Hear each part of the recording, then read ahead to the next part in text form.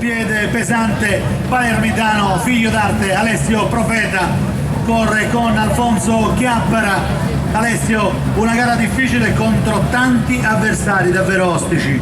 Sì, prove molto belle e tecnica e ce la metteremo tutta.